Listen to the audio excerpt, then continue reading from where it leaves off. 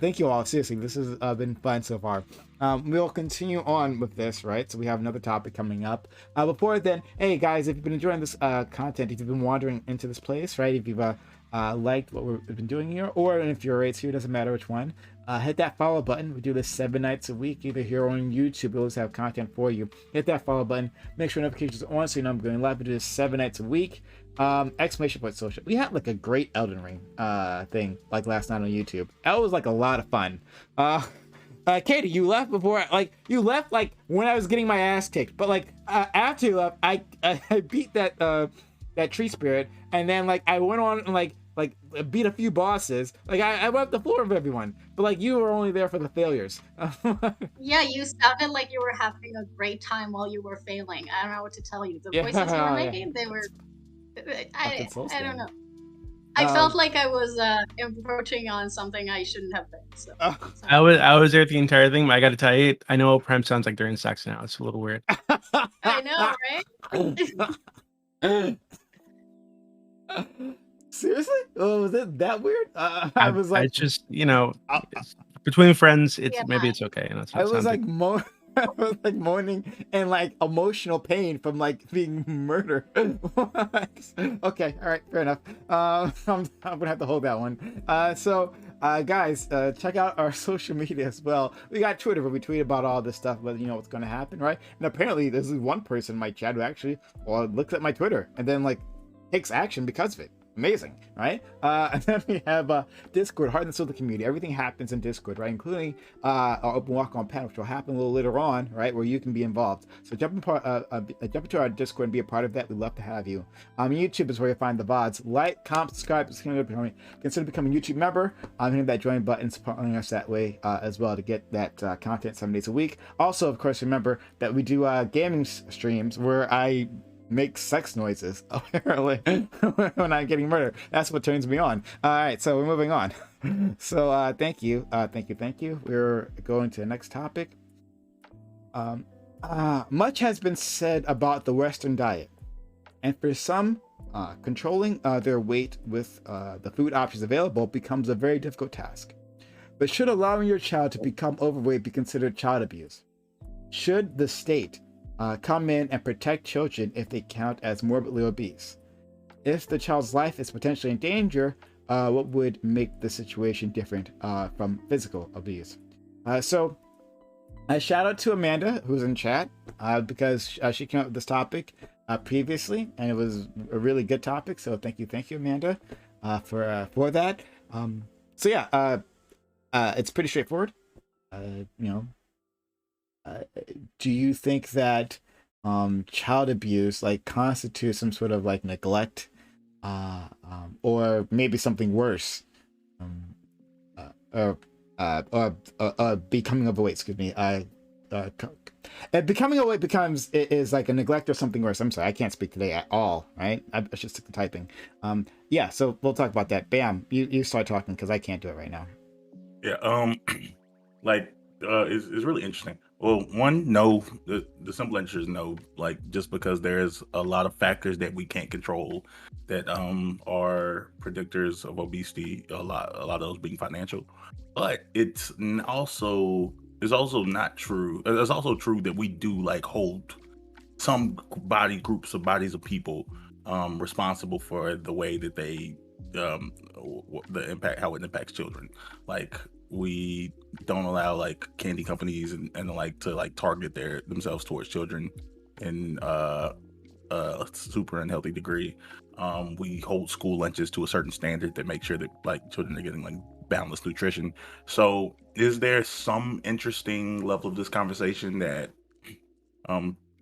leads parents to potentially like giving their child's worst quality of life? Absolutely. I was an obese child, and it definitely, I guess to a degree, is like impacted my entire life. So it matters. But yeah, would I want like charges against parents? No. Wick.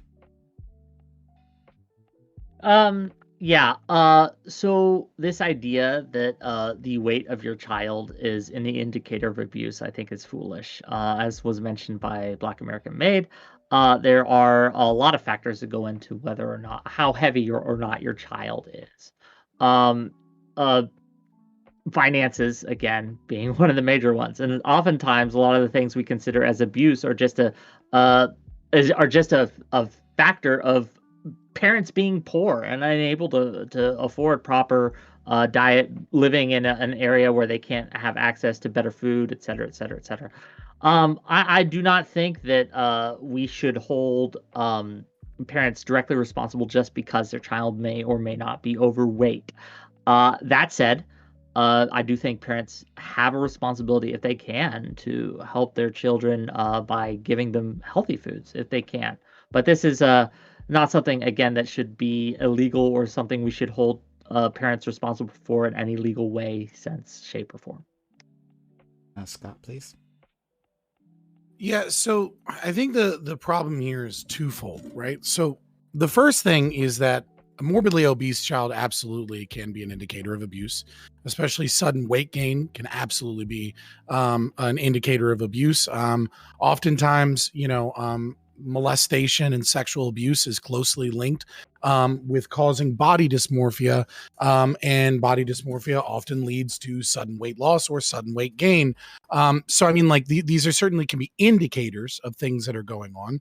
And of course, in extreme cases, like massively overfeeding a child could be like some really weird Munchausen's by proxy or something, right? Like there are limit cases where this would absolutely be abuse. The problem that I have with this is that our current legal system in dealing with abuse is severely flawed.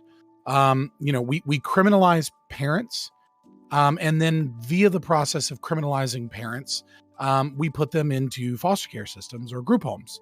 And what we know is that it depends on what data or reports you're looking at. Some reports suggest that group homes are 28 times more likely to have children abused than at home. Some legal reports say as low as 15% of foster children are abused. Some, like a study in Oregon, showed 30%. Like the fact of the matter is that we know that you're far more likely to be abused in these systems, and that the state's ability to meaningfully stop abuse and deal with that effectively and put children in a better environment, like just doesn't really exist in its current capacity. And I think that's something we have to think about when we consider whether or not we do that. And lastly, for all you lefties, if you disagree with me just because you want to disagree with me, because I know it's a fun thing people do to me sometimes, just know that obesity in America for children is going to be most high amongst the Black community and poor communities. And, once the state starts rounding up little chunkers, you're immediately going to be against this anyways and saying that it's racist. They wouldn't be able to handle the caseload. It's opening statements, sure. But I appreciate it. I get what you're saying. Fat joke. We got it. But yeah, no, that should be about it. Thank you so much. All right. I like crushing Wick's sense of humor. Right, just grinding at the dust. Glad to make it entertaining, right? Oh yeah. All right. Let's go to Simp. Okay, so there are basically two questions here. One is, should it be considered child abuse? And two is, should the state come to stop it if it becomes bad enough? I think the answer to the first question is pretty obvious. Of course, there is a moral issue with turning your kid into a heckin' chonker. The lifelong insulin sensitivity issues, the heart disease, the joint damage, all reasons why turning little Billy into Billy the Blimp is a bad idea. The second question, I think, requires a deeper dive. So how do we enforce a law like this? Would it actually work? Even if it works, does it have some negative externality that makes it not worth implementing? Are all, I think, questions that are worth asking. I think that we can kind of clearly say the state, in extreme cases, needs to stop a parent from feeding their kid harmful shit. Like if a parent was feeding their kid tobacco salads, we jump in to stop it, right? The same is true for foods with insane level of carcinogens that aren't necessarily tobacco, right? The other things that can harm your kid's health, I think, are they're worth the state stepping in to stop. So some might say well, people who are poor are more likely to have obese children, but all cases of neglect are more common among lower income people. So I think this would have to apply to all cases of neglect as a reason why you wouldn't want to implement it. So I don't think it's a real reason to defend this position. That there shouldn't be an opposition, or a state opposition to a parent abusing their kids through overfeeding. Katie. Yeah, so I was gonna come in with a certain idea, and I kind of flipped on it during the initial statements. I do think there's a threshold of obesity that can be considered as neglect. I wouldn't call it necessarily abuse, because there's more intent in abuse than I feel comfortable with. Obviously, there are cases that you can abuse children using food, but generally speaking, if you let your child become morbidly obese, I would consider it more as neglect. Not that that matters a whole lot. And the reason why I feel that way is because when a child is malnourished, obviously we can step in and say, okay, maybe the parents are fucking up here. So there is like a threshold, within terms of like how big the child is. The problem is that I'm not sure the panel is going to be on board with what morbidly obese is for a child, especially in terms of like if we actually had doctors here to talk about that, that might have been helpful, or like someone with a bit of background in that. But the other thing that I want to say is that I will be very cautious during this discussion about like, because there's a difference between a fat child and a morbidly obese child where their health is being like terribly compromised, and there's a lot of stigma involved with just being fat. And being fat does not necessarily mean that you're unhealthy. And yeah, there's some. This would require nuance that we'll see if we can do. I'm also very interested in exploring a lot of the questions that Synth offered. I think they were good prompts. This is a Twitch panel. Nuances built in. I mean, honestly. Let's go to Eucharist. Yeah, my wife is a nurse, so clearly I'm the medical expert in the room, and you should defer to me, I think. I have no opinions on what counts as morbidly obese because I don't know. So the question of like, is this abuse? I think Katie's right. Actually, we should maybe distinguish between neglect and abuse because I'm just poking around before this, right? Like most state and local like child neglect laws basically define abuse as like a failure to provide something that the child needs or like a threat of harm because of that, and the abuse, you know, is like the harm itself. So we can distinguish between them, but I guess they frequently overlap. So is it abuse or is it neglect, maybe more precisely? I think the answer is maybe, right? So it could be evidence of some sort of abuse or neglect, just like, you know, showing up at the ER with your child having a broken arm isn't necessarily proof that you're abusing them, right? A child can be overweight for all sorts of different reasons that have already been brought up, and I think like we could maybe divide those into categories if we wanted to. Like maybe the child has some sort of medical issue, maybe there's some sort of food issue, and maybe there's some sort of like level of activity issue, and all those can be like tied in together, obviously. But all three of those, obviously, I don't know if anybody on the panel is going to disagree, are affected in some way by things like access and assets, right? So if you're poorer, yeah, you're going to have a harder time accessing medical care, accessing good quality food, and, you know, putting your child in sports that require expensive equipment and things like that.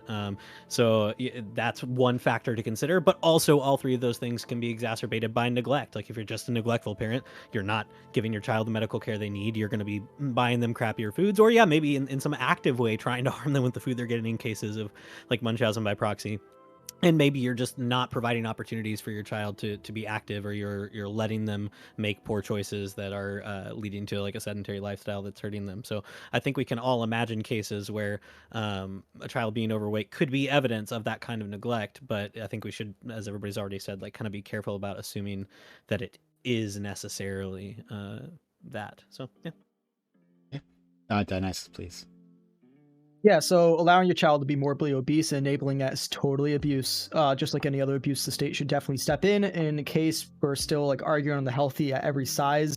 Definitely not. So there's a myriad of health issues and health risks that do come with being morbidly obese. There's no reason why a child should be morbidly obese. Stop buying McDonald's every day, fucking get them in some little league. Baseball's a good option, right? Also, the idea that, you know, poorer families, you know, they have no other food to buy, so they're going to be heavier and, you know, thus kids be morbidly obese is bullshit. And anyone who does say that has never lived poor or grew up poor. So. Okay. DB, please. Everything Dio just said, actually. Yeah, I think it's pretty clearly neglect. I think it can become abuse. If a parent isn't taking care of their kid, In any other circumstance, we'd have some accountability to the society, to the state. I don't think this is any different. I think you can start with like a fine, start with requiring that the parent attend some kind of nutrition class, and then you check up on the child over time, and if it's getting worse, then at some point, you're gonna have to take the kid away if the health effects are bad enough to make sure that the kid is healthy, because I think the society has some interest in in ensuring that the child grows up to be a healthy member of society, right? That isn't burdening our healthcare system with the heart attacks and knee problems. So yeah, absolutely. So I just I'll go to Wick right afterwards, but this was Amanda's question, but I actually had Doobie in mind when I was coming up with it. So I think it's interesting that Doobie is taking the stance. I want to explore it a lot more over this over this time period. Let's go, Wick. Well, yeah, my question actually is to Doobie and Dionysus, I guess. What's the age? Is there an age gate here? So, say if you would a 12-year-old who is morbidly obese, would you want the state to come in and take them away from the parents? Well, again, point? I'd give them time to adjust the behavior, right? I don't know. I'm not sure how much time. I think something like morbid obesity is there are indications of this being the path the child is on much earlier than 12 years old, unless they like balloon up over a year or two. But given that they should be in school, should be getting regular checkups with the nurse. I think in public schools they do them like once every 6 months or whatever, or once every school year, a few times a school year. Then hey, if there's an indication that this child is being neglected, and what I mean by neglected is is that they're being overfed or fed the wrong things. And they're on a path to long-term health consequences, then absolutely the state should get involved in forcing nutrition classes on the parents, forcing some kind of fitness for the child, like whether it's like a fat camp or over the summer or something. I'm okay with providing this as like a public service, that we pay for it to make sure that these kids are healthy and they have a good eating habits their entire lives. Now, the reason Prime says it's interesting that I say this is I actually grew up extremely fat. I was in 5th grade, I weighed 165 pounds. I've always been a really tall person, so I think maybe my parents thought because I was like pretty tall and strong for a kid, it was normal. It was not normal. By the time I got out of high school, I weighed for like 400 pounds, and it took me I think like 4 years to basically lose half my body weight. Right? It was not an easy process, right? And that was because I had been given a ton of really bad habits as a child by my parents, by lots of other people in my family who were also morbidly obese when I was a kid. And a lot of them now have gotten surgery if they can avoid it. A lot of them have had heart attacks since then. A shit ton of my family members are currently morbidly obese because they got onto this path and they weren't able to get off. Right. So I don't think it makes sense to say that parents who are dooming their children to a life like that should have like no accountability to the society. I think that I think everybody would acknowledge this, just pointing it out there. The health conditions are more important than necessarily the qualification of morbidly obese, just because of how inefficient BMI is that qualified a lot of things. Like there are large people exist, large children exist that I don't know if you looked at your average NFL offensive lineman, these people have 6-packs, but they're also 325 pounds, and that's not what we're talking about, though, right? And I'm big boned. No, you're fat, right? A lot of these people have there like are 40% BMIs. Like, no, they're fat. Oh no, I'm saying BMI doesn't tell you that. Body fat percentage. Yeah, I know, but when you're dealing with children, right, the child's not gonna have a six pack and be 100 pounds at like fucking 5 years old, 6 years old. If they're that big, there's probably an issue. The parents are probably overfeeding them, not watching what they're eating. That child needs to be taken care of. And I think that's a big oversimplification. See, like my biggest issue here is, while I agree that there is certainly something unhealthy about feeding your child in such a way that leads to them being morbidly obese, and that at a certain threshold, I'm not sure what that is, The parents are neglecting. I do want to say that neglect is a form of abuse. Maybe that's just the counseling training in me, and maybe different states legally define it differently, and so maybe there's some gray area there, but I don't see it that way. But the issue here, I think, is the effectiveness of the state to intervene effectively to actually make the situation better. That's kind of my issue, right? Because like I can totally imagine a scenario where let's say, for example, someone is sexually molested, right? The abuser is found, the abuser is caught, the abuser is put in jail, right? But one of the big things that can happen from a trauma like this is diet all of a sudden becomes something that can be controlled or can be looked to. And so you could just very reasonably have parents that have done every single solitary thing right. They're seeing psychiatrists or psychologists or, MSW or counselor, right? Like they're doing everything they can to like eat at the dinner table so that the family eats together. Like they're doing everything that they're supposed to be doing right. And barring like putting padlocks on the food, which the psychologist told them not to do, their child is sneaking out of bed at 2:00 in the morning to eat like whatever the fuck is in the fridge because they're emotionally, they're traumatized in some way. And this feels like the only thing that they control, or in the instance of overeating, this is something that is out of control that they can gain some pleasure from. And like, I worry that you'll have instances like this where the moment you start giving the state the authority to intervene in these situations, that authority is going to be used in negative ways. And so like, while I understand the argument here, I think when we look at the abuses of foster care and we look at just how fucking bad CPS is at their jobs, I don't know that this is necessarily the best route to solve this problem. So I want to explore both these options, right? So I want to explore the like legality and the feasibility of having the state, the consequences of having the state step in. But I also want to explore just like, the topic itself. Like, is this child abuse? That's DB was trying to get to, right? Like, is this something, or is this a neglect? Because neglect is different from, like active abuse, if you want to call it that. But the outcomes are the same.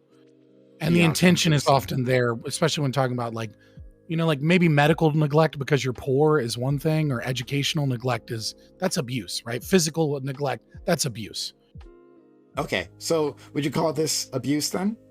Like, yeah, I mean, if you're intentionally, I mean, like you'd have to look at the case, right? Because like the one that I just laid out is obviously not abuse. That's parents doing literally everything they possibly can for their child, right? But like if you're just like getting your kid McDonald's every night or something, right? And like the family is like, come on, don't be such a pussy. You can eat another piece of chicken, right? Like, you know what I mean? Like is like actively encouraging the behavior that's destroying their health, right? Like that's it could be something as simple as because it's something that I experienced a lot as a kid, right? Where it's like we were very poor, right? A lot of the food we had when I was a kid came from like it's expired food we got from the church in like boxes, right?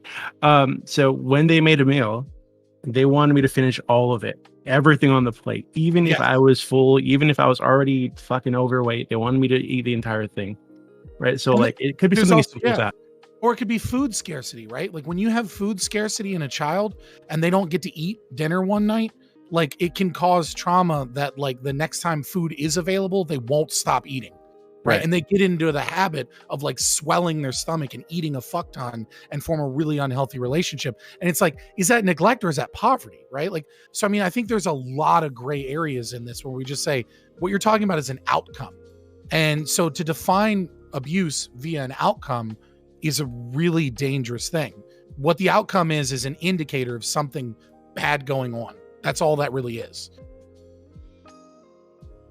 I would say that, you can go. Okay, yeah. So there, just before we move on from this, just to really quickly add a little bit of input, there was a dispute on if neglect is sufficient to call abuse. F.L. Scott is entirely correct. Neglect is in almost every state, with some exceptions, right? There are some. It's recognized as a form of abuse, as a subset of it. Like Georgia's mine, for example, and here it's recognized as a form of abuse. And I think that what's probably more important is it reasonable to call it abuse, right? It could just be popular, but not in fact a reasonable, not in fact a reasonable definition. But like Scott mentioned, I think the lack of care for the child is the same in both cases, and that makes it reasonable, I think, to both categorize them as part of abuse. I think neglect is a separate type of abuse than like physical abuse, but I think they're both abusive. But don't we just generally agree that we can call two things the same thing, Mhm. and so they're gradients of abuse, right? So even It's a if subset, we yeah. are willing to, yeah, so like even if we're willing to concede that neglect is basically abuse, I assume most people wouldn't put it in the same category as physical assault. And like even within like physical assault, like you can assault your child, for example, one time and that's abuse, or you can like do it over a period of many years on a daily basis. Both are abuse and abusive, but most people would not say this is the exact same thing. Not that you were saying it, but I felt like I think what to is just say it's probably abuse. what I Mhm. think is probably far more common than neglect and abuse in dealing with like massive obesity is probably lack of education. I would say that a lot of parents care deeply for their children and have picked up bad habits in their own lives and passed these bad habits on to their children without really understanding or really in the moment recognizing what it is that they're doing to their kids. I mean, there's so many different influences. Like, for example, I remember when my ex, when she was at a breastfeeding class, right? There was this massive amount of women that had like this insane, kind of like, I don't want to say insane, but like they were really focused on how amazing of a mother and how good of a mother she was, specifically because our son was a little chonker, and that little chonker meant that her breast milk production must be so good and she must be doing everything right and it's a beautiful baby. And there would be so much like shunning and like kind of like negative behavior directed towards women who like put their baby on a little bit of formula or like didn't produce as much milk, or for whatever reason their baby wasn't a little chonker, right? And so like I think there's so many like pressures and issues and things like that, while there isn't a lot of education and understanding of like how do you eat healthy on a poor diet, right? Like how do you construct a good meal that is healthy, what is healthy and what isn't healthy? Like what are warning signs? Why is it bad that everyone sits in the living room and eats, you know, on the couch as opposed to eating at the dinner table? And what does this mean for healthy eating and things like that? So I do want to preface that the issue is probably most effectively targeted and fixed by dealing with those things than with these extreme cases where we might deal with it as abuse. And again, I think we run into far less dangers of the state being overly authoritarian or intervening in bad ways if we're focused on education, as opposed to the assumption that obesity or weight gain is likely some form of bad parent that the state needs to step in on. Yeah, this is actually I agree completely. This goes back to I think one of me and Prime's first arguments we've had. Like everyone can afford, and this is like I said, everyone can afford to not be fat. Not necessarily like that doesn't necessarily mean healthy, but like, you know, like it's calories in versus calories out, and even the poorest people can afford to eat less in those cases. The what we actually should care about is the education, because there's like a bunch of cultural dishes, there's a bunch of like people who don't necessarily know very basic things about diet, like, and it's not just like their individual's fault, it's like also like systemic issues. There's a reason why we grew up on a generation that thought that like low fat meant better, when the reality is fat doesn't lead to fat doesn't lead to like negative weight consequences. It's sugars and it's sugars. You mean the food pyramid was wrong? Yeah, exactly. Yeah, that's crazy. But like, and this is personally, like, I remember I grew up with my grandparents, and one of the things they said was like, even if I was full, it was like, oh, you have to eat your collard greens, like, and you'll be skinnier. I'm like, that's more food, and there's a piece of fat back, and it's like, but it's green, so it's healthy. Just eat more. If you eat a bunch of it, like, you'll be better. And that you know, that was just they couldn't control that. That was just what they knew. Yeah, I mean, I think it's reasonable to like to say that if these classes, right, nutrition are provided to new parents or old parents, right, by schools, right, who are going to be dealing with the kids most of the day in a lot of cases. If these parents are still, with this resource available, are not being mindful of what they're feeding their kids, being mindful of how chubby their kids are getting, then yeah, I think there is a point at which the state should intervene and should, in extreme cases, take the child away. Like, does anybody like disagree with that idea that if you have like a really obese little kid, at some point the state needs to take the kid away? There's definitely There'd a have to be threshold. many more qualifiers to that, I think. You'd have to demonstrate that the child is obese because of neglect or because of abuse or because the parents are either taking, as Fabian Liberty Scott said, either taking or not taking an action. If they're just a fat kid or a morbidly obese kid, Well, he that's said Well, extreme I don't. diet cases. Hold itself on, is but not. I don't think kids just get fat, right? There's not just fat kids that are just fat because they're fat. They're kids who are fat Yeah. because they're eating lots at home, right? Like, But like again, unless like we're talking about, you have to Not be talking really about true. really, really extreme cases. Because Wait, again, what do you mean I think not there are even big true? kids. I think people are over on the BMI chart. Fat is not morbidly obese. It's like not the same thing. Again, this is really problematic when we start like conflating things. Some people are just chubby, and that's just like how their body Yes, but is. Doobie's not talking about taking kids away for just chubby kids. No, You know what morbidly he obese means is by what we taking what we kids consider away. chubby is Like- morbidly obese. Like that's what, and this you would only know this if you would only know this if you've been fat. Like what you think is like, oh, okay, I'm not that fat. Like, and then if you look at any BMI chart, like I can't remember the percentage of Americans that are considered morbidly obese, but it's like it's extremely high. Like I'm 6 foot, and I'm supposed to weigh 160.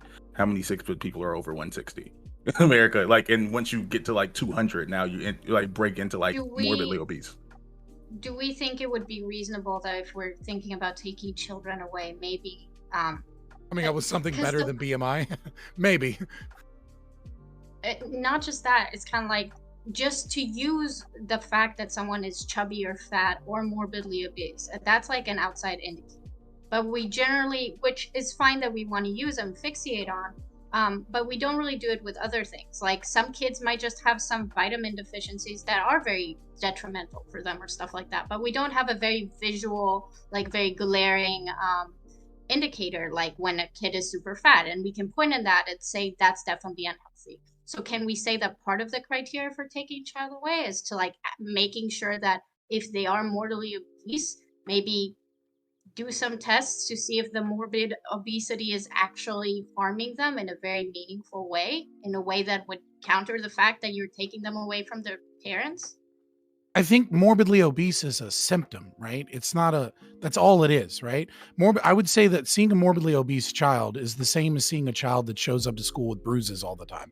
Like some kids just like to go outside and like to play on the playground all the time, and they fall down a lot, and they have perfectly happy, healthy lives. They just happen to have a lot of bruises because they like to climb trees all the time. And they fall down. That's what that kid likes. And the same thing could be said for like a morbidly obese child, right? Like you could be dealing with someone that has like a massive amount of dietary restrictions because like they're allergic to dairy and they're allergic to gluten, like legitimately, not like, my kid might have ADHD, so we went on a gluten-free diet. It's like, okay, Sandra, calm down. But I mean like someone that like, they touch some bread and like they got to go poop, right? You know what I mean? And you start dealing with certain things, or it could be like I described where like it's a symptom of trauma, right? But the parents are doing literally everything they can to address this, and they're doing a good job to address this. But I do think that like we shouldn't ignore the fact that it is an indicator that something not okay is going on in the house. Something potentially is, because you also equivocated it to a kid just going out and playing and getting a lot of scrapes and bruises, and we wouldn't say like a kid liking to play a lot and like having general bruises is like something bad. Like we can use it as an indicator that potentially there's something.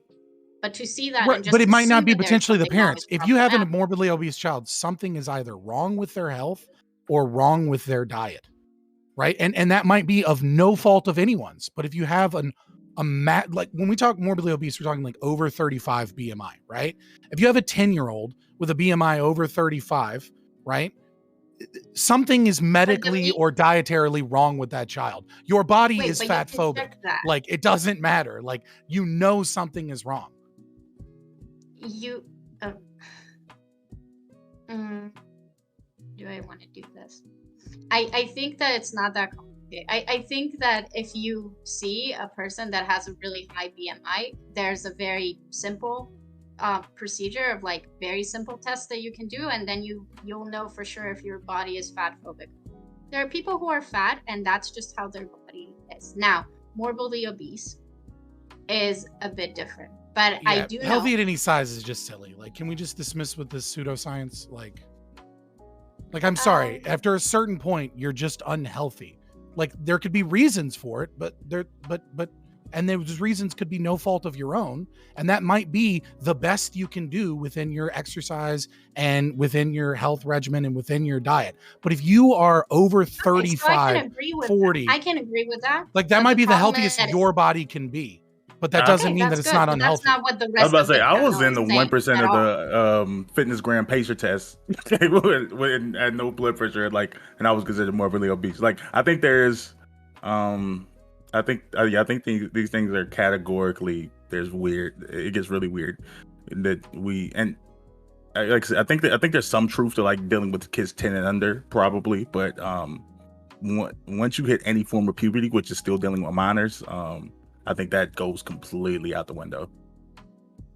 Yeah, so Fabian, I'm not objecting to what you're saying. It's just that there's a difference between what you're saying and then just because to say if your kid is fat, it's just because they're not eating well and there are easy ways to fix that. That's not what No, you're I'm saying not at all. saying that. That's not what I'm saying. Yeah. What So I'm saying that's is that what it's an indicator that there's a problem of some sort. That problem could be diet. That problem could be a health issue that specific person has, right? Like, there's no way someone is going to be it's not 200 pounds necessarily overweight. solvable. And right, and like that's not going to have an effect on their lower lumbar, an effect on their knees, an effect on their intestines, an effect on their kidneys and their liver. Like, it's going to cause problems, but that might be because they might have some disease, they might have some issue, and that might be something that they're doing the best that they can to deal with, and that doesn't necessarily mean at all that there's abuse at home. But it's Yeah, a so I reason to agree look with into you. things. Oh yeah, I mean, my question was, can we just run through a series of simple tests of an obese child before we take it away from its No, parents? I mean, the problem there is like I have a derivative of Marfan syndrome, for example, right? Like, I have a rare connective tissue disorder that doesn't have a name and doesn't have genetic markers, but you can see under like x-rays that my hips are fusing, and then I'm going to need like hip replacements by the time I'm like 35 or 40, right? Like, there's going to be situations where like a simple test isn't going to find out what's going on. But looking at someone who's obese is better? Like, I'm confused. Maybe I'm misunderstanding. No, I'm just saying, like, you might need to do a thorough investigation to be able to figure out what's going on in the child's life and make sure the parents are doing everything. Oh yeah, I agree with you on that. I think medical like tests are necessary and all the regular investigation. I'm for as much investigation as possible, medical or otherwise, Katie, before you no one take here is going to be looking at fat kids at school and going up and knocking on their parents' house and then like taking the child away. There's obviously going to be testing and there's going to be investigations involved, right? See if the kid has like a thyroid problem or other type of medical reasons what are we why they would discussing? be morbidly obese.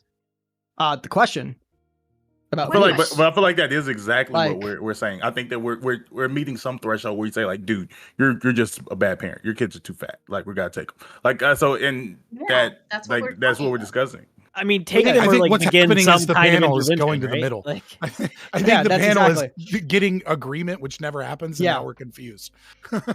yeah, I don't know if like is anybody really saying like, oh, that child is so fat immediately the second we need to take them, or is that where we begin some kind of intervention, right? Where we begin some sort of educational thing, where we I'm begin just not. having, let's say, social worker visits or something, right? Like, I think that the threshold for what a lot of people in this panel would like decide as this is something that I would now require intervention or want to start investigating is different than my threshold. So I also think it's interesting that we are discussing obesity, but again, it's because it's an easy visual marker, not because we actually I mean, to say this is a bit mean, but it's kind of like we're not worried about the general nutritional health of children in the same way. Like, looking at a fat kid is just an easy way of like, oh, there's clearly something wrong with them, it's a symptom, right? So it's just easily diagnosable, but we're not actually seeking out to see that children are getting the proper nutrition that they need and what we're willing to do about that. It's Were just you not here easy when to it well, was that's mentioned about important. lessons Well, one of the, and classes and nutrition? Like, were you But not that's here important. for that? But what we That do, was why, mentioned. why one we of need to do the that for all kids issues, is what we're just saying. real That's quick, important, just real and the quick. reason One of the that's issues important I to do have that with all of this is that one of the issues that I Jesus. have with all of this is that, please call me Wick. Jesus is just for formal occasions.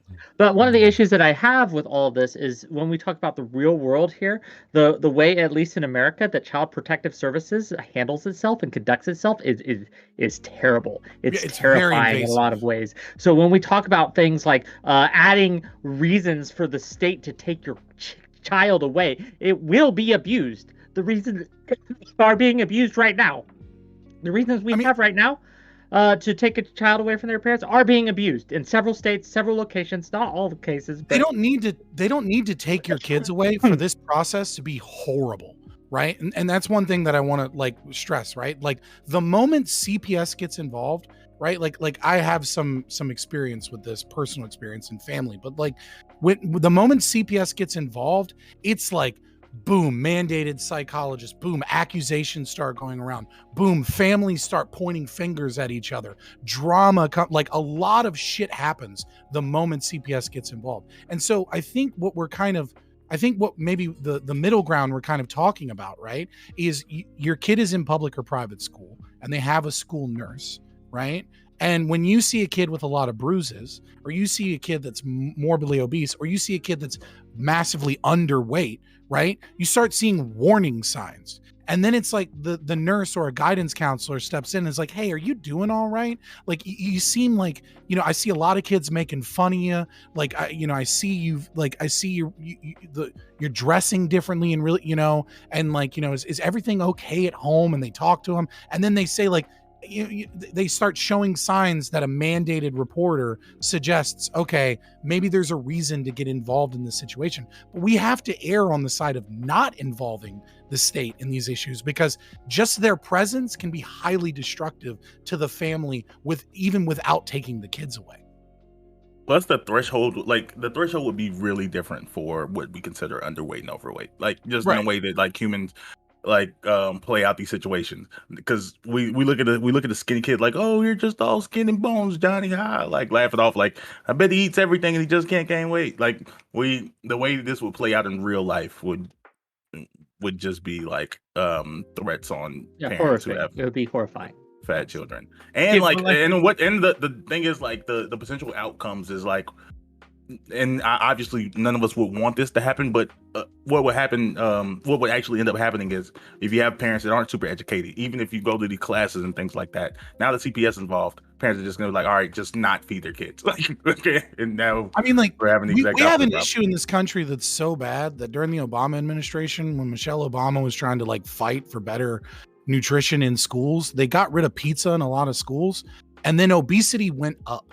And the reason obesity went up is because they threw away their food and went home and said they weren't getting fed enough at school. And then they brought worse junk food to school, and or they didn't eat lunch and stuffed their faces when they got home. And it actually had the exact opposite effect. Like this is a serious issue in our country that isn't just about like individual cases that are extreme of obesity, but like something that is pervasive throughout all of American society. Just something for chat real quick. Super skinny kids don't eat nonstop. It's not like I eat everything and I don't know where it goes. The reality is you probably eat either snack through the day or you have really large meals at one time and you don't notice it has been 14 hours since you last ate. Like weight gain is absolutely calories in versus calorie out. It's the calories you exert. Like there's not like super skinny kids who eat 7,000 calories a day. That's the predominant factor, but also the amount of intestinal tract, there's other medical things that are involved, but yes, it's mostly calories in, calories out. Yeah, but I think they're pointing to like abuse that does exist right within the CPS system right now.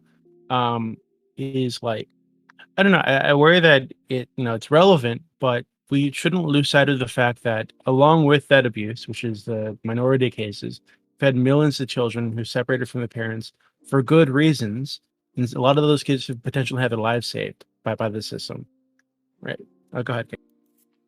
But do you really think that that system is going to feed them properly?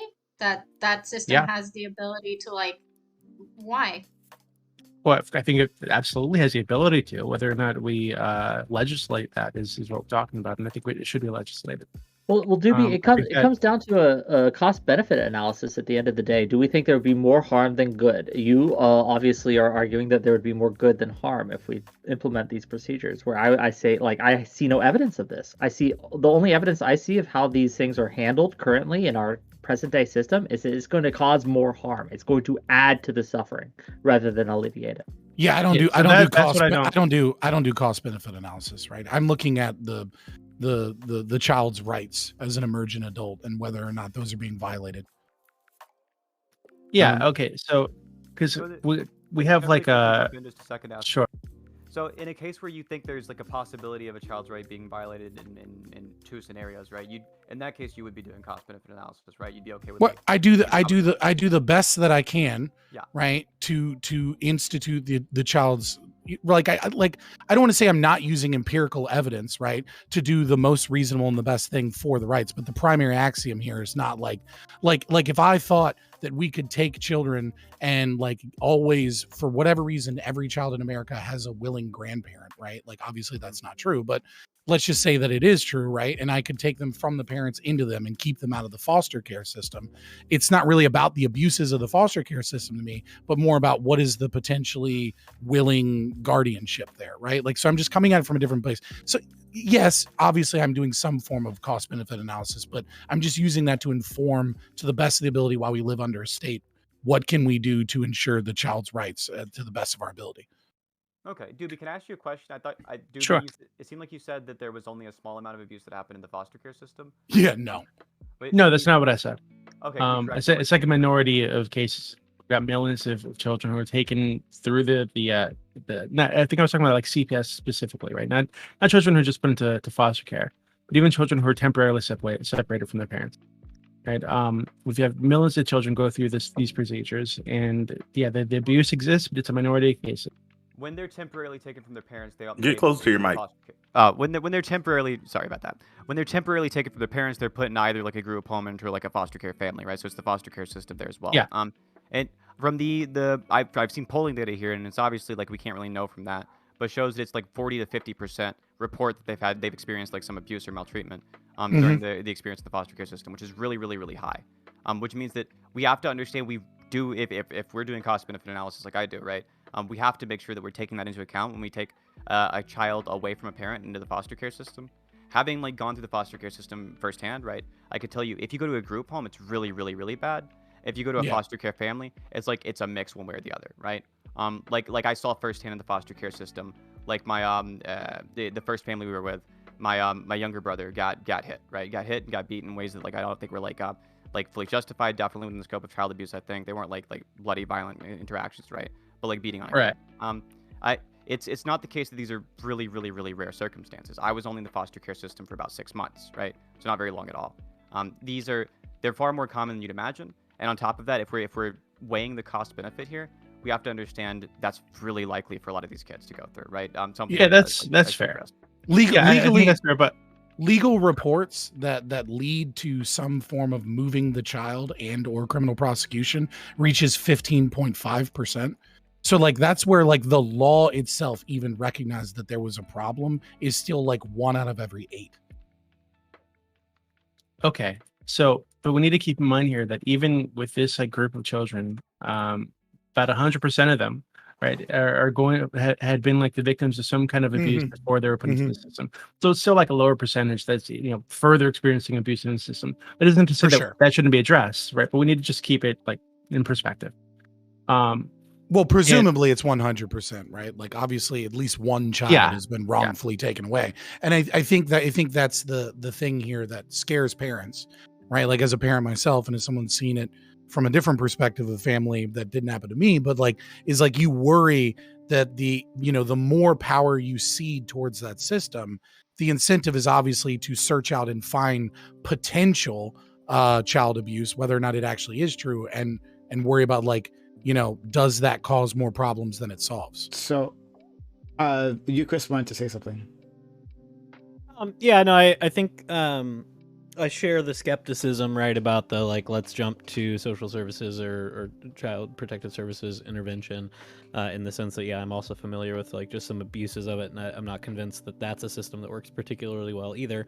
So I think like we've talked about different ways that we could, perhaps try to address individual level problems with like better education or, particular intervention, whether that is CPS or something, more local, like somebody who knows the kid, school guidance counselor, somebody who's not like, an agent of the state who's going to come in with the threat of taking your kid away, but is actively like trying to help you improve, figure out what's going on, etc. And then I'm also like, I feel like this is a chance to just like beat my like urbanist drum and say that I think there's also like some structural systemic level problems as well, right? Like part of the problem in America is that as we've become more car dependent, we've become more obese. As we've subsidized crappier foods, we've become more obese. So like we're making it easier and cheaper to live in unhealthy ways. And so that doesn't necessarily diminish the idea that particular individual people are neglecting their kids when they lead them in this lifestyle, but it does offer some sort of like broader explanation for why that might be happening. Even stop corn subsidies now. Yeah, please. Oh my God, Please, corn is the for the problem. love of Christ. But so like just like this is a super anecdotal thing. Y'all can fight with it if you want,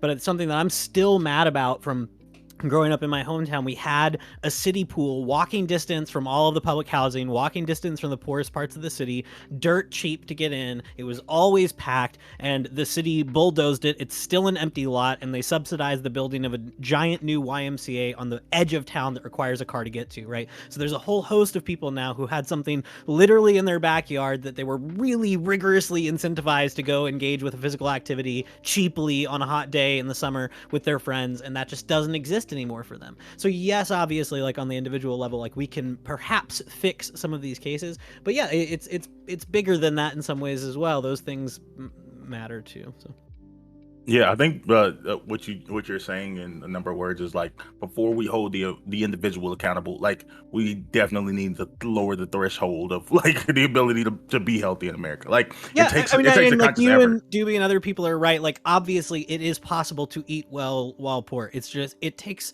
a certain amount of effort when there are convenient and easy options that are just as bad. Obviously, of course. Yeah. So yes, no one I is don't saying want it's to deny. like super fucking easy, right? Yeah, Like, yeah, it's yeah. probably easier to go through a fast food line, saves time, Yeah, saves 100%. money. Yeah, but you could definitely not eat like shit while poor. The idea that so like All right, what's Chris, a Chris. super All right, you, Chris. calorie dense is- easy thing to get? I could just go get a bag of Doritos that is the most calorie dense thing I can get in the world for $3, right? All right, just you, Chris, insane. here's the deal.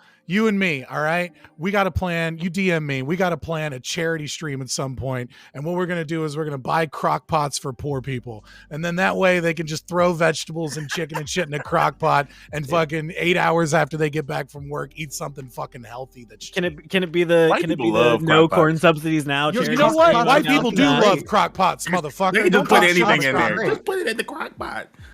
I'm just saying it's a good way to get like carbs and vegetables and protein that is very cheap and easy to cook, right? Everybody at my And- job talks about their crock pots. Like, oh man, when I get home, it's been simmering for 6 hours. The meat's falling walk off in the the door, bone. it smells great.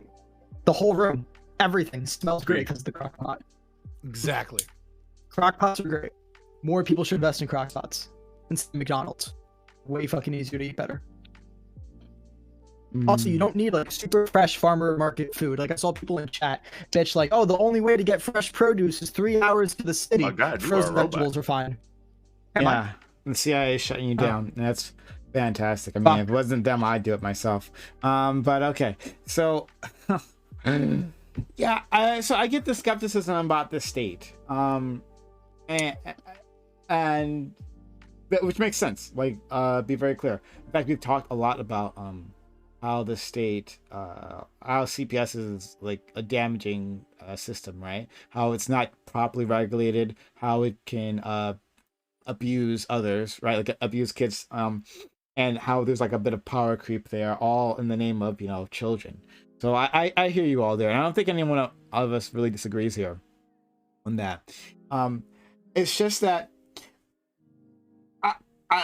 and I see Doobie's point previously, right? Like saying that the parents have to take some level of responsibility.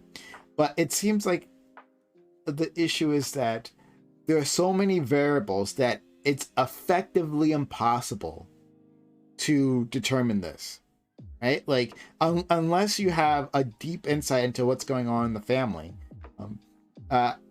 it like you have to have like a wide a wide view. So like it's not just their like socioeconomic status, right? Because I mean obviously that can lead to people who are heavier, but it can also be cultural, right? African Americans tend to eat like fattier foods, right? And that it's because you know, in the past that's all we had access to. We didn't have access to healthier foods. Now I'm not talking about like our modern food deserts. I mean previously, like our cuisine was leftover stuff from like you know the people on the plantation, and you just like made whatever you could with that, and that's what that was, and that's just passed down into the future, right? Now obviously lots of people have moved on or whatever, but if this is what you've always eaten, right, then this is what you're going to give to your kid. Does that count as abuse? I don't know, but maybe it does. If you see the results of your kid. Yeah, go ahead. Yeah, I think it could, right? So I was just something like intentional. But if you get a note from the school nurse, or you get a meeting with the schools with a teacher at the school, it's like, hey, the nurse says your kid's overweight. Here's what you can do. Here's a class you can take about like nutrition, like figure out a healthy diet, and you have access to those resources. And still, knowing that your child is overweight, knowing that you have access to these resources, you stick with the fatty diet that your culture or whatever has taught you. Then I think eventually, if your kid becomes like morbidly obese, and with it, you're effectively dooming them to like lifelong health consequences, even if they lose the weight eventually. I think it can be abuse, it can be neglect, and it could be a reason to take the kid away. Can we can we engage? Because this conversation. Actually, I'll go to Katie first, and then Scott. But yeah. Doobie, if we think that like fatty foods in general, or we know that fatty food are generally like not good, like for health, should we just like generally also try to maybe like, I don't know, if we're looking out for the children's well-being, like shouldn't we have like tests for it then, if we know that certain like risk factors in certain food might cause these issues? Or is it just like, are we only using this as the indicator, and any other? Do you get what I'm asking? No. What do you mean by tests? Tests for what? Do you mean like physical tests, or do you mean like? Yeah, if we know that a child is eating a lot of fatty foods, for example, I eat so many. You know how much Coke I drink. I think you do. I eat exclusively chocolate. I'm not obese though. I'm probably not healthy though. I'm probably like this close to being diabetic, right? So if I was a kid and like at school they knew that I was eating these amounts of like not potentially, we know it's unhealthy foods. Like, do we want to also flag that and like to see if that's neglect or abuse? Or are we just using the obesity as like a marker for something that's wrong? Yeah, I think obesity and like morbid obesity specifically is like it's like a visual representation of like bad health, right? So it's very easy to catch. Something like exactly. A lot of like soda consumption, even though you're like maintaining a healthy weight, that's much more difficult to deal with, I think. Which is why I'd make these like nutrition classes available to all parents at all times, right? I have like be like a weekly or monthly thing that parents can go to. Because I think. Oh, go ahead. So is it like just in terms of like it's easier with the obesity versus other things, or is it like not ideological, but is it kind of like this that like being obese is worse than like, for example, a child who, if we screen for the fact that it seems that they're consuming a lot of healthy food, they might be diabetic? Do you know? It's like, are we doing this just because it's easier, because it's a visual presentation? I think focusing on the obesity thing is like a pragmatic thing. It's much easier to see, obviously, right? But if it were possible to require like a blood test for children, where we can look at their levels and see what they're consuming, see what their health is like, and figure out how their diet is affecting like poor health outcomes that they're experiencing, then yeah, I'd absolutely require that. And if parents didn't keep up with whatever regimen that we came up with to fix those bad health outcomes, then yeah, I'd call that neglect. So I think there's like an elephant in the room, and I'm not talking about the fat kids. And that is Nailed that it. like, of course I did. And I think that one of those things is that like, we're starting to see that the American diet isn't just about just like the processed microwavable meals, right?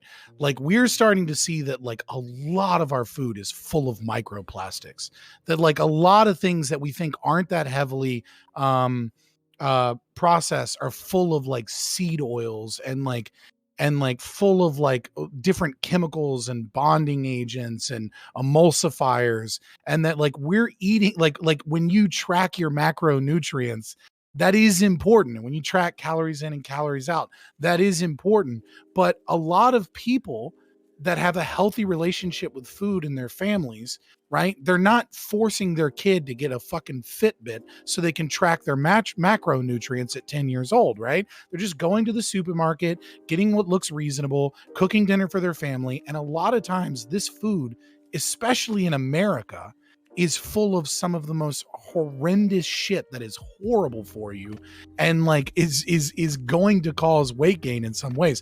I mean, like, I know this is kind of anecdotal, but it is something that you hear of often if you want to like kind of link it just as like a wow, that does happen, right? Like talk to anyone you know that like goes to Europe or goes to South America or like goes to another country on vacation, and they'll be like, dude, I ate massive amounts of food all of the time and I lost 3 pounds. I don't understand how that happened. And it's like, part of it is the activity, part of it is like, you know, the excitement and, you know, going and doing a bunch of things so they're not as sedentary on vacation. But some of it is just the shit that is in our food. And like, it is something that we eventually are going to have to tackle if we want to tackle obesity and health problems in America. Yeah, I think that's the biggest solution, is, which we kind of already do for the most part. We don't do a great job of it, but I think we know that like you address it with the companies, you address it with the standards we hold for our food, and we try to and the goal is to create as healthy options as possible and try like so people end up casually leading to these outcomes.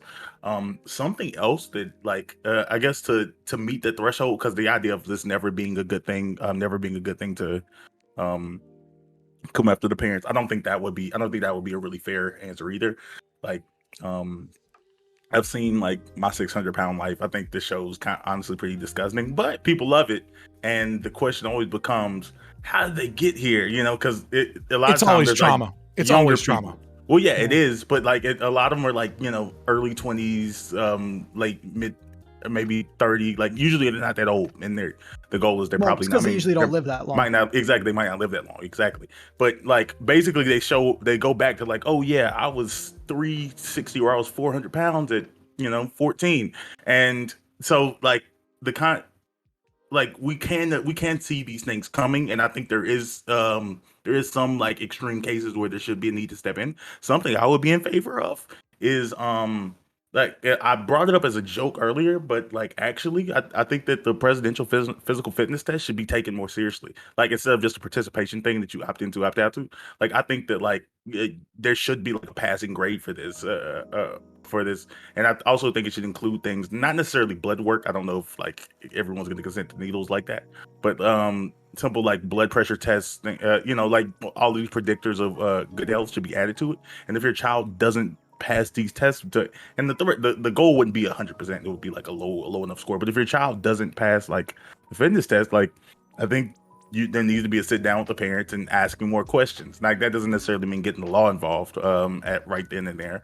but like, oh, okay, how can we make, what steps do we need to make so they can like come back and try it again towards the end of the semester and like get this done. Don't you think it feels like no one is really looking at this as maybe, well, only a few people are looking at this for its possible like fat phobic origins, right? Their body is fat phobic. It's 100% okay to be fat phobic. Yeah, we should bring back fat phobia. Sorry, but yeah, totally. More fat phobia in schools. We should shame some actions, right? So stuffing your face entirely to be morbidly obese, smoking to then get lung cancer, like shit like that, we should shame in society. Well, I'm not sure how effective shaming is at stopping people from engaging in those acts, right? Closer to your mic, right? Make love to it. Right? Sorry, Like, I'm sorry. If you're not giving it a blowjob, then you're not doing it right. Okay. So all Get a right. cancer, Mike. So Then people Dionysus, feel I'm not really entirely sure that it's the case, right? That the shaming is actually going to work as an effective strategy to stop people from engaging in these bad habits, right? I think that there's like Yeah, it's not these strong- 100%. I don't even think it's like very helpful. It seems to be like more harmful than helpful, right? To use shame as a tactic. yeah, actually, The problem. what do you mean? Well, no. I The problem back is him completely on this because this idea that like it's you low can level. look. Oh, I guess I'm of two minds. I think shame actually can be useful. We use it for all kinds of things in society to get people to like cooperate, right? We do it like sometimes for politicians, like shame them enough into like actual actions. I think it can be something useful, but I think something that's related to identity, the way being fat often is related to as an identity, a part of your body, I think that's not helpful. So to say that we should be shaming people, The two are linked. that comes out as like shaming a person. Like in America, we do it like we're shaming you. You are like more sinful, more slothful, less than because you are heavy. Not just. I'm not saying you're less than a person because you're fat, Prime. Come on, what the fuck, man, right? Shaming, it works very. I'm not trying to attack you or anybody in particular, right? I'm not like aiming this at you. I'm aiming this at this idea that like we say that these people are. This just like the history of America is that it's not like, oh, this is something you can improve on, right? It ends up being, this is how you are failing as a human being, right? And there's something wrong with you. And stay like it's almost like infectious the way we talk about fat in this country. So to say that we're going to shame people for this, I don't think it's going to be helpful. I think it's just going to lead to low self-esteem and then more overeating. You're talking in circles. I think that's the problem fine. is that it's a double-edged sword, right? Like Yeah. you can't get rid of the shame and then not create an inviting space for people that use fat identity in politics and in institutions and in activist organizations, etc. Right? Like if you get rid of the shame, you're going to have more people using their fatness as an identity, more people emboldened to be like, there's like healthy at every size and things of this nature that are just pseudo-scientific garbage from identity politics. At the same time, you are correct that when you shame people, more often than not, actually, what you end up doing is you end up harming that person psychologically. You end up making them feel bad. And especially when you're talking about things that are dealing with dietary issues, what ends up happening is if they're using food as a coping mechanism and you make fun of them for being fat all the time, well, then they just go back to that coping mechanism, right? The problem is that you don't get to separate either of these issues with their positive and negatives. And to say that you can, like we can address one and not the other, is like disingenuous to like how fluid society and culture is. Yeah, so I'm not saying fat shaming should be the only prescription here, right? So social pressure is extremely fucking effective. But yeah, we should also try to check our foods, see what's in them, see if they're good or not, provide actual fucking education for people, you know, fucking promote sports and activities and get people moving. But again, like, yeah, half the meme, fat shaming's low-key fucking good. Social pressure is really fucking effective. Sorry if that upset people, but it's also paired with a lot of stuff. Is it good on an individual level? My bad. As an individual level, like personally from my experience, my group of friends, like, yo man, you little fat there, right? And you know, it literally going to the gym. I feel like at least under my ass. No, this is the actual Like, answer. it can. It depends on the mental resilience of the individual, right? And mental resiliency is something that we do indeed attempt to measure, but it's something in psychology that's actually very difficult to measure. The only way we can really measure it is by looking at things like ACEs, adverse childhood events, and like specific traumatic events in a person's life, and then measuring their outcomes. And like what we find is like disparate in families, disparate in environmental statuses. Like the only thing that we know about resiliency is like with specific conditions, the culture changes resiliency. So for example, for whatever reason, anorexia is much less common in Black females because they tend to have more resiliency, right? Like, so we can look at those things and then try and isolate them. But like, if we really want to talk about like how shaming is and isn't effective, like you need you need cognitive psychologists to actually look into the factors. Like it's more specific and more detailed and more difficult than that. Let's go Eucharist actually first, and then Doobie. Yeah, I was gonna say it's gonna depend. We've been complicating this really well. I think it's gonna depend entirely on the reasons that particular person is overweight, right? So there are, for some people it's habit and choice based, and that's my case. I have a really easy time losing weight when I actually get off my ass and I go work out and I just barely track my calories. It's really easy, but most of the time I'm pretty lazy. Okay, so there's an extent to which my friend texting me fat fuck every day helps me and actually does get me off my ass, and it's effective for me. And so I mean, and this is like I think Scott is right. Like, to an extent, we need to talk to psychologists about this, but there's really good research in like econ, social science broadly, and psychology in these kind of like game empirical scenarios where we put people in a situation and they behave differently if they have social components. Like, it can still be anonymous, but when the group comes together and the group knows that somebody did something that was not agreed upon before, and the group has an opportunity to say, oh fuck, why'd somebody do that? It changes people's behavior, right? So if to the extent that any particular person is fat because of like habitual things like me, like that can be effective. But yeah, of course, there's going to be people for whom like trauma is more of an issue. There's going to be people for whom like, yeah, other conditions like the kind of family they're living in, the kind of place they're living in are going to weigh more on that. So me texting them fat fuck every day is not a great idea. That's something that you need a large level of trust between friends to be willing to do that. So I just think that we do have some empirical evidence that shame works quite well, or that at least like social pressure works quite well in a lot of scenarios, but also being sensitive to the fact that this is going to depend on the person. Yeah, that's important as well. Doobie with Katie. I've mixed feelings about the shaming thing, because I want to shame people, if I'm being totally honest with you. But I think you gotta understand. I think most people don't really understand that. Like Eucharist kind of pointed out, and a few other people pointed to. Not all obesity is a result of like you being lazy. A lot of people have like thyroid issues or whatever, right? Like they're like, so grown ass adults can be obese through like no fault of their own, just because they don't have access to healthcare that'll help them with thyroid condition, right? Something like that. But I think if it is the case that somebody is just being lazy, I think in those cases it's okay to shame a bit.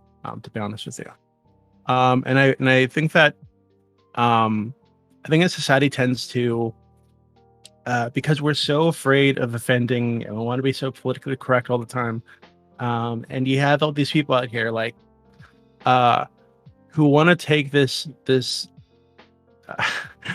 the overload of fat cells they have and make it part of their identity, right? And say, oh, this is just who I am, and I'm happy, and this is me as a human. If you don't like this, fuck you, blah blah blah.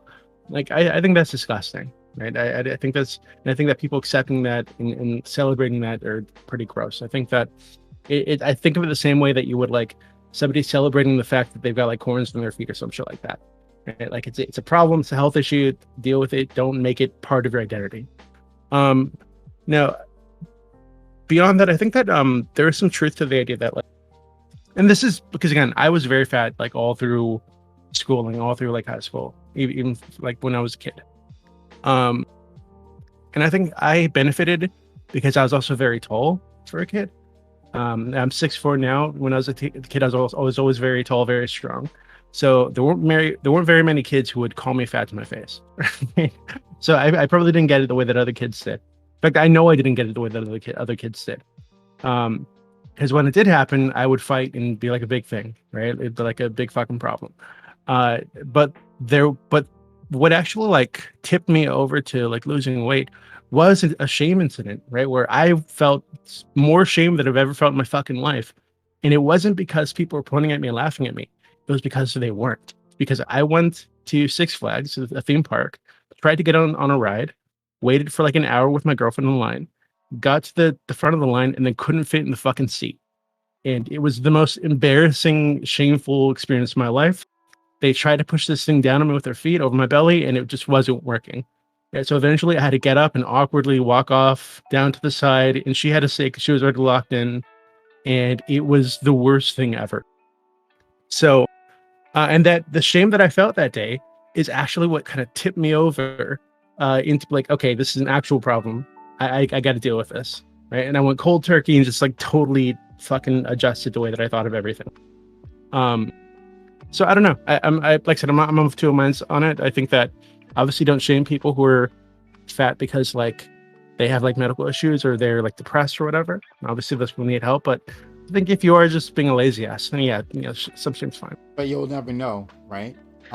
Yeah, exactly. Your story, right. So yeah, it's like that's something that, like Yikra said, that you have to know somebody pretty well, right, to be their friend, to like have that kind of trust. Yeah. Wait, Katie. Okay.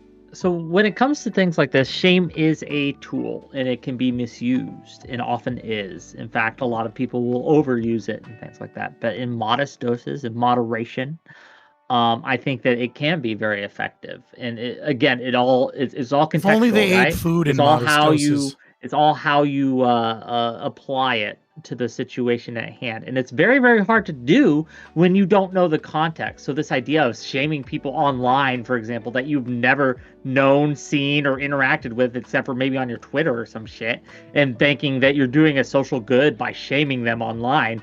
Nah, you're just being an asshole.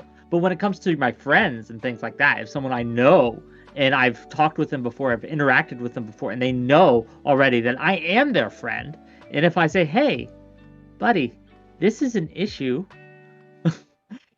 why aren't you doing anything about it? And kind of goad them a little bit that way, it can be very effective. And I think it's a tool that we shouldn't just throw away because a lot of people abuse it. Wick, I'm curious, like, I kind of agree with you for the most part. Like, I think we should be able to joke about it and like people shouldn't be so fucking sensitive. But I kind of do agree. Like, if you're going to like legitimately shame somebody, like probably best off somebody you actually know. Right. But my question is like, what do we do in a country that is becoming so politically divided, where ideological echo chambers and like defriending is becoming such a thing, where there are organizations that are specifically telling people, like, no, you're perfect just the way you are. You're great just the way you are. And if someone doesn't agree with that, and if someone comes after you, they're fat phobic. They're a bigot and they have problems. Like, how do you deal with that as a growing problem? Like, as an individual or as a society? Like, an well, like, how do we as a society, like I recognize, but it's like, what happens when these people start being indoctrinated into believing pseudoscientific garbage, and then start cutting out anybody that challenges these ideas, and then they're like positively reinforced that they're a victim and that they're a good person. And every example of like,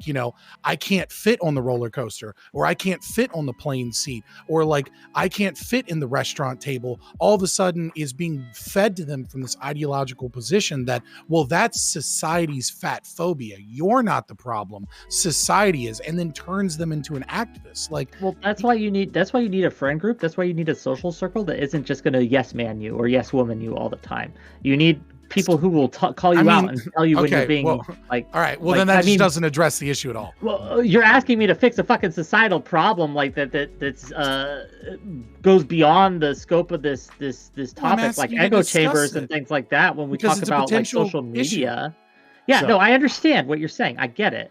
I'm just saying that there's no societal way that I can think of off the top of my head that will fix that problem. Fair enough. But individually, I can give you my take on it at an individual level. That's fair.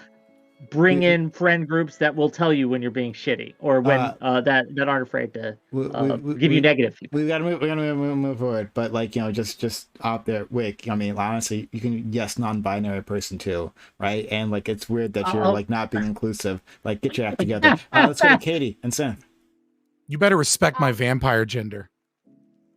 There was Doobie, about your story. I think that what I've noticed is that you went through an experience of shame, but you weren't being shamed, and you specifically said so. Like, the shame was internal. No one took the act of shame.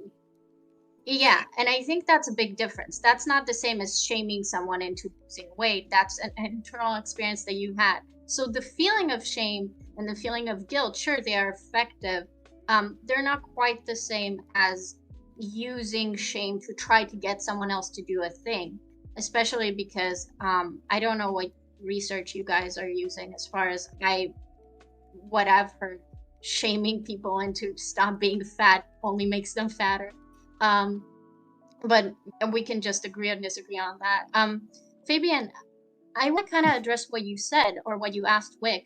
I think those movements that you're talking about are a reaction. And what they're a reaction to is to the fact that as we choose to shame people for being fat, the ways in which we shame them, when we say that like people are tying their weight to their identity, and that's not okay, and do be called it fucking disgusting, and so on and so forth. It's because all the things that you think it's a reactionary movement, like as shaming and fat shaming, and as society has gotten more progressive, that is somehow meant more. Like that doesn't make any sense. I'm gonna finish like, that's my not point, where it's coming and from. then maybe it will make sense. You haven't made sense all So- night, so try. What? Thank you. That's sweet.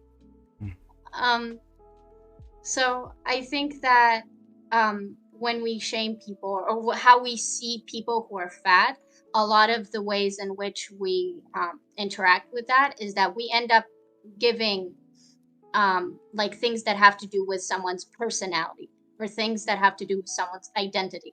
It's not that hard to not be fat. Just get off your fat ass. Just stop stuffing your face, right? It's things that have been said here, right? And those statements are related to someone's personality, like certain personality flaws or traits or habits or behaviors or whatever you want to call it. Yeah, but your when being- proposition is easily defeated by the fact that these activist organizations are on the rise, as that exact type of behavior has gone down in our culture. Like there's not an increase in like the last 20 or 30 years of fat shaming. If anything, there's an obvious decrease. Maybe I'd argue that there should be more of it. I don't know. I just sat on a panel where like at least 3 people said they're pretty fine with fat shaming and it should happen more often. So, and maybe this panel isn't very representative, but I don't think. I mean, maybe it's a to cyclical thing. Maybe it's a cyclical thing, right? Where the fat identity politics is causing an increase in fat shaming. I mean, one could make the same argument about like critical race theory and like things like that causing more. All I'm saying is, Yeah. and what I've been trying to say for the time, is that when we take people who are fat, like even the fact that we start talking about adults and suddenly now being fat isn't okay, like that's not a choice someone can make and we should shame someone for being fat. Dude, We're I'm not even fucking talking fat. about Shame me. mortally obese anymore. Shame me. Dat Katie doe. Talk about it. Call me fat. My roommate That just Katie said, though, your do mom you think it's already okay to did. shame people for their bad takes? Like if someone has a bad opinion or a bad take, do you think it's okay to use shame to get them off their position? I don't know what you mean by using shame. I Okay. think that when you Calling if their takes. call I'll give you an someone, example. If this will help. If you Sure. make a take and for whatever reason I disagree, so I call it stupid. I think that's idea is stupid, and here's why. That's a form of shaming. Sure, that's Okay. that idea is stupid. That you can say that if you want. If you're going to say you are stupid and you are so stupid because you never use your things, that's different. Cut out like halfway through that. I'm sorry. Oh, Yeah, sorry. I'm saying that if you're going to target someone's personality and character and traits and behaviors rather than this thing that you're actually criticizing, and the panel would argue that those things are inseparable, and I would argue, yeah, when you see someone's weight as like an indication of how much resolve they have or how capable they are in changing their situation or whether or not they even want their situation changed, yeah, you're making a lot of assumptions there. And you are tying it to their value, to their identity, to their personality. Let's go to Synth and then Bam. Sure. A lot of points were made there. Wick, you mentioned the idea of using shaming to change somebody's opinion. This is really effective. It's really, really useful to use shame to change somebody's opinion. But shaming somebody about characteristics they already know are problems is not necessarily going to be as effective, right? So there's a time and a place for it. In the case of like fat shaming, I think that Scott brings up a really, really, really important issue, which is there seems to be this incredibly high rate of sort of like fat identity politics. But I think the main reason for this is because fatness has gone up, right? We have a more obese society now than ever. It's a very obvious, massive trend, right? And so I think that whatever strategies we can use to make being fat, Massive. make it less of a marketable demographic. I think these are ways in which we can reduce that fat identity politics, right? I think that the strategy that seems to be the most effective, somebody already understands that being fat is like an issue, it's bad for their health, is like most fat people seem to. The effective strategy is not to use the positive punishment approach, is to use a reinforcement-based approach, both with negative reinforcement and with positive reinforcement, right? This just usually seems to be the case that works better in most cases across most fields in psych, but specifically in trying to like, for fat people in particular, the shaming seems to add to the problem, right? That positive punishment seems to like motivate them to eat more because it seems to be a cycle brought up by like self-esteem issues. Or we can increase fat phobia, and then it'll be variable punishment because randomly at any point in time, someone might make fun of them, but mostly they're supported. Okay, let's go to Bam and then Doobie. Yeah, I think that but we'll have to move it along. We're running out of time, so yeah, move on quickly, please. Yeah, I'll go quick. I think like, and this is gonna be appeal to like again, real life. This is myself. I think that with close friends, like some level of like shame probably is helpful. Well, and I don't even consider it shame. Some form of reality check. Like I'm someone who's always my weight fluctuates, so that I've probably will my entire life. If I'm getting high, like, hey man, you know, what you got going on? What's going on with you? Getting a little fat, whatever. Or even my girlfriend says it, like, oh, you gaining weight, and it's like, you're right. That's a reality check. You know what? Let me work on me. Let me do that. But I think it can become a problem whenever it when it goes from a reality check to like something that you know, like, oh my goodness. And I have certain friends that are like that. Every time I see them, if I'm not in a good position, like they're gonna acknowledge it, like, oh, and that becomes like what you associate them with, as this becomes what you associate your relationship with them as. And I think the response is to like not want to be around these people who like always which is, I think, not just for fat people, but anyone wouldn't want to be around someone who seems like every time you're around, they always point out your flaws. Something that does seem to be super useful is forms of encouragement, but not necessarily you can do it, man, but like actual like tangible things like, hey bro, I'm going to the gym tomorrow, be there at 3, I work for you, and you show up, and or just like little things that like actually help with that process versus like words of motivation, which I feel like mean literally nothing. Yeah, I think that's the biggest way to solve the issue outside of like on the individual level, at least outside of like the systemic. What if we like take like like a secondary shame tactic, right? Because we understand that horrible beauty standards in this society have an effect from the patriarchal form of oppression, and every time someone says thick thighs save lives, we should shame that person because they're doing damage with their harmful beauty standards, and we need to bring back skinny models. I hate you, Scott. You're amazing. Why are you talking like that? That's how all SJWs speak. It makes sense in the ANCAP stand. So oh yeah, Katie, aren't you the nice little girl? And then Dionysus. Katie's a nice girl? No, I mean, I think, isn't Katie the nice girl? Like, I feel like you've said the opinion on a different panel that like you believe that people should generally like always make an effort to be nice to each other. Haven't you said that? Like that should be like a human thing. Katie's one of the cruelest people on the planet. What are you talking about? I don't know. My bad. I don't really tell people what they should do, so no. Okay, so I think Katie, you're right. So earlier it wasn't like external shame that really prompted me to lose weight. It was internal shame, right? It was the shame of knowing that these people felt sorry for me, I think was what it was, right? So I want to be very clear. Like, I'm not saying that you should just go around calling people fat on the street, or even like within your friend group, because your friend could be going through some crazy shit and you think you know your friend, but they're dealing with some shit that you don't know about, right? And you calling them fat isn't helpful. They know they're fat. They probably feel it every time they go upstairs, right? Their knees hurt, their back hurts, whatever, right? Like they know, or you don't need to tell them. I think I'm more like opposed to like this kind of like a societal acceptance thing that people kind of touched on before. But I think in like the personal relationships that you're having with people, if you want to help somebody not be fat, ask them to go on a bike ride with you, ask them to go walking with you, ask them to do a thing, encourage them. Then don't just say, hey, go to the gym. Offer to go to the gym with them. Ask them to go to the gym with you, right? I think you're gonna get way better results that way. right? That's just showing that you care, that you're interested in them, in their health and their their happiness. Maybe do you think people are allowed to choose to do that? Yes, but I think there's a problem with that because what I advocate for is a kind of like universal healthcare, and I think that if you have a society paying all the bills for everybody's like health outcomes, what people like do in their daily lives, right, to contribute to positive or negative health outcomes matters. And there's there's an interest at the societal level in keeping people healthy, whether that's like smoking a bunch of cigarettes, drinking a lot of soda, or no, dog. See, what I'm gonna do is I'm gonna die 70 God. because I'm a fat piece of shit that smokes a lot.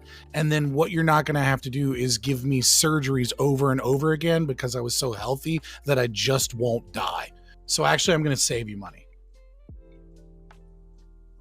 Okay. Finish your point, Debbie? Or Katie, if you want to ask another question. Scott, just FYI, really quickly, I would literally strap you down and have your brain and machine keep you alive forever just so I could fuck with you, okay? All right. How much I miss you, Scott. I'm just gonna be having That's an how much I out-of-body miss you. experience the whole time. You'd be a brain Seeing or a that. creepy Just like a frog in a cavern over me. Yeah, okay, but that's the only point I wanted to make, Prime. So I'm not saying, hey, just bully people, right? I'm saying I'm opposed to like this widespread like acceptance thing, healthy at every size, all that kind of stuff. But I think if you actually want to help somebody, show that you care, right? Don't just go around calling people fat because they fucking know and it's not helpful. Hey, did you have something else for him? Yeah, I'm just like, when we're saying fat, do we mean morally obese now, or do we mean just fat? Because I felt like the panel at some point just had an issue with people being fat. There's got to be there is a body fat percentage that I feel like is like the crossing point. Again, I just don't think BMI is a good way of doing it because we can't calculate for it doesn't account for muscle mass, which a lot of people have.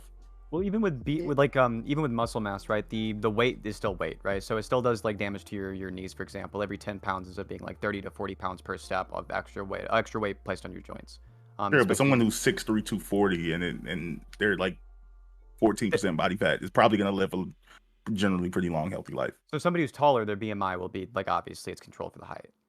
Yeah, but that's what I'm saying. BMI, like if you actually looked at the BMI chart, to be 200 pounds, you need to be like, or in the healthy range to be like 200 pounds is probably like 6'6". So yeah, in the case of you being like an unhealthy weight, it can still place damage in your joints even if you're tall, right? So like it's still an issue, right? So we want to like mitigate that. Even BMI. This sounds like vegan propaganda. 160. Yeah, I don't think that I would be a healthier person unlike at 170. Sorry, He just wants us all to be skinny vegans. I see you, Stan. We've already run out of time. So I just want to respect everyone's schedule here. But to my audience, we will continue on an open walk-on panel. Awesome. It's like you just sitting at home may participate. So stick around. We still have more content for you. We always do. So yeah, we do this 7 nights a week. Hit that follow button if you haven't done so yet. Hit that follow button. Make sure notifications are on so you know when I'm going live. We do this all the time, especially for social and chat for our social media. We got your the thing. We got your Discord where we do all this. All this is going to be on Discord, right? So if you want to be a part of our next panel that's happening in a few minutes, then jump into our Discord or just be a part of the community. Twitter is where I let you know when things are happening. So follow us there. And YouTube, of course, if you've missed anything, check out the bots, like, comment, and subscribe. Consider becoming a YouTube member, hitting that join button, supporting us that way. It means a lot. It does a lot. Okay, so we are going to give an outro to all these amazing individuals. We still have more content for you, so stick around. And the stream is not done, but we're just going to give an outro. All right, we'll start with Bam. Bam, thank you for being here. He wasn't ready. All right, but moving on. Let's go to Wick. Thank you as well for stopping by and being a part of this, buddy. Yeah, hey, thanks for having me. I always appreciate these discussions, even if I do get a little heated sometimes. I do have strong opinions on the first topic, not so much on the second topic, to be very honest with you. If you like my takes or you hate my takes, you can find me at twitch.tv/deathofcertainty. Tomorrow we have our open call-in show with the lovely Kaylee Marie, who will be co-hosting that with me. And at the end of that show, actually, I have a debate. But me, Professor Meat, and Stardust will be teaming up to face some white nationalists. So that will be interesting. We'll see how that goes. Anyway, yeah, that's me. Thanks. All right. Spoiler alert, I'm the white nationalist. Interesting news. Wick is teaming up with white nationalists. All right. Well, thanks for that. Let's go to Bam. Maybe this time he's paying attention. Bam, how are you? Did you enjoy all that? I did. I enjoyed it a lot. I was paying attention the first time. Y'all know me. I'm Bam. I won again. It was how many people are here? 9. I was a 9-0 victory. I don't even know if that makes sense. The you didn't win at math. You didn't win at a math contest. But go ahead. All right. No, that's all I gotta say. Follow me on Twitter. I say funny stuff sometimes, but I mostly just retweet. Yeah, and you'll have to put your fucking Twitter handle there because no one's gonna fucking know. Right? There will not be able to find you. You know that. Let's go to Scott. Baby Lunar Scott, thank you for coming through. Being part of this being as always. Yeah, so I'm Scott from Fabian Liberty. We're an anarcho-capitalist duo stream. I do most of the debates and stuff, but we do political analysis, news, philosophy reading night, and a bunch of fun stuff like that. Thursday at 8 p.m. EST, we will be interviewing the Libertarian Party New Hampshire Twitter account holders, one of which is Jeremy Kaufman, CEO of Library, Senate candidate for New Hampshire for the Libertarian Party, and board member for the FSP Free State Project. So it should be a lot of fun.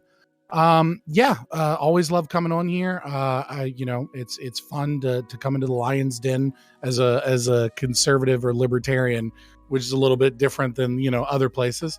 And I would like to say at the end, good luck, Wick. I hope you win, because I disavow the white ethno state, because America will be a sad, sad place if Black Booty isn't here anymore. I love that shit. Really, where I was going with that. If you didn't say it, I was gonna say it. We all got that Black Booty on the mind, gentlemen. So. Oh boy, yeah. I disavow white nationalism, but I do not disavow fetishization. Oh boy. All right. Let's go, Synth. Okay. Synth, please be a palate cleanser from that. Synth, you were coming through. All right, I'm on YouTube at youtube.com/synth, S-I-N-T-H-E. You can find me on Twitter at twitter.com/synthposting. It's like shit posting, but with the word synth. And I'm the in-house left-wing debater for a channel called The Crucible, which you can check out on YouTube. I disavow everyone else on the panel with no exceptions. Okay, well, there you go. Actually, not a bad stance, right? They're mostly deserving that. Okay, next we're actually going to drop down to Eucharist. Oh, man, Eucharist. I'm just so pumped. Always to see him here, right? Eucharist, who, despite me imploring him, literally will never release his fucking hand. He just cannot stand it. It burns, right? He's, it's against his identity from with his hand. So I have to divide. Prime, I raised my hand so many times tonight. Chat confirm my hand was up for a solid amount of time tonight. Okay, you're just not looking at me. All right. This is a systemic issue. All right, and all right. Go ahead. Oh no, I appreciate you continuing to invite me, even though most of the time when you invite me, I'm not able to come because my schedule is crazy. I don't really stream anymore, so sometimes I show up on these things, sometimes I show up on the opens. My takes are always right, but you all always hate them. I disavow Synth in particular because of his freshman philosophy bro ethical dilemmas, which I love anyways. They're really fun. All the rest of you are okay, I guess, even when you're wrong. Next we will go to Merciful Dionysus. Great mod and a great guest and a great overall person to be talking to, even though, again, like as I predicted, terrible fucking takes. Thanks, buddy. Well, if you also think I have terrible takes and you're in chat, come argue with me on the panel. I will beat you just like I do with Prime every single time we have a one-on-one interaction. Follow me on Twitter at Dionysus_YT. Memes are great there. Thank you. You trigger me. That's different from from beating me. But thank you, buddy. All right, next we have our Lord and Savior, Doobie, Dark Lord and Savior. Excuse me. I gotta get it right.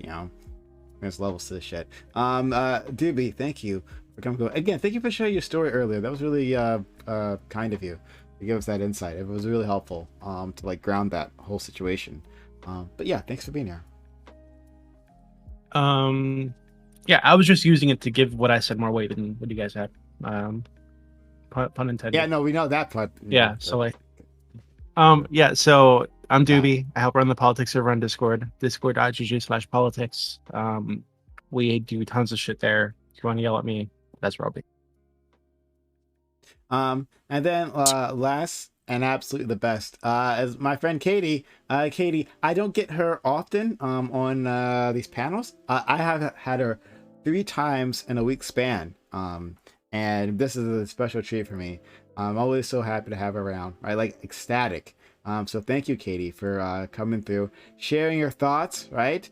And you know, but you were great. You were great. Were you not great? You were fantastic. Some of my thoughts, yeah. All right. But yeah, Katie. Yeah, I'm Katie. I stream sometimes. I am the way that my name is spelled out. On, I think it's Friday, we're doing this really cool thing. I have an interview series. It's about sex. It's deconstructing the concept of sex and what sex is to different people. It's pretty cool. You can check it out. And I, the opposite of disavow everyone, except for Synth, because I want to become friends with Eucharist. So that's where I hang my flag. Okay, that's good. That's my, yeah. Don't believe her. She streams all the time, right? I notice when you go live. She's streaming all the time. Her link is in chat along with everyone else's. But yeah, please go check out that Katie though. She's actually doing something really interesting. She's having all these great interviews and talking about a topic I know you guys want to hear more about, because every time we talk about sex, all you virgins in chat, let me know you're virgins. So thank you. Katie. All right. So we will continue on with the open walk on panel. Anyone here can join us, but if not, that's okay. Thanks for spending your time, your energy, your knowledge, and your passion with my community. I know they appreciate it as much as I do. Have a good one. Bye. All right. Have a good one.